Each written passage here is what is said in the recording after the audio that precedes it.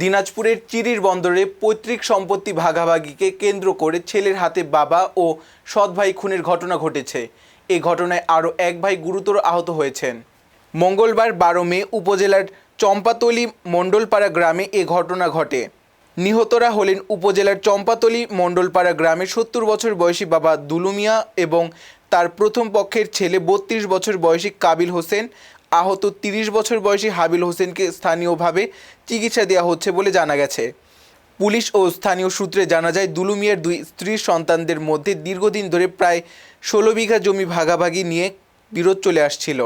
সম্প্রতি এই বিরোধ আরও তীব্র আকার ধারণ করে। এরই জেরে মঙ্গলবার ভোর আনুমানিক 6টার দিকে দ্বিতীয় পক্ষের ছেলে সাদিকুল ইসলাম ও সাকিব নিজ বাড়িতে বাবা দুলু মিয়ার শয়নকক্ষে প্রবেশ করে কথা কাটাকাটির এক পর্যায়ে ধারালো ছুরি দিয়ে বুকের উপর আঘাত করে।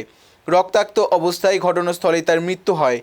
বাবাকে রক্তাক্ত অবস্থায় দেখে প্রথম পক্ষের ছেলে হাবিল ও কাবিল এগিয়ে এলে তাদের উপর হামলা চালানো হয়। এ সময় কাবিল হোসেনকে ছুরি দিয়ে আঘাত করা হলে গুরুতর আহত অবস্থায় তাকে সৈয়দপুর কুন্দল হাসপাতালে নেওয়া হয়। পরে চিকিৎসাধীন অবস্থায় তার মৃত্যু হয়।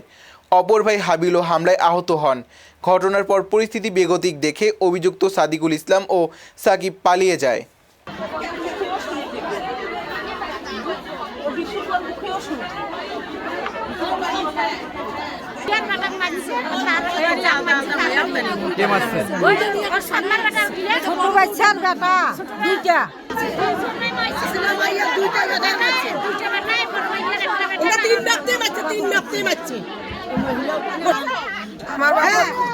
আমার বাবা খুন করছে,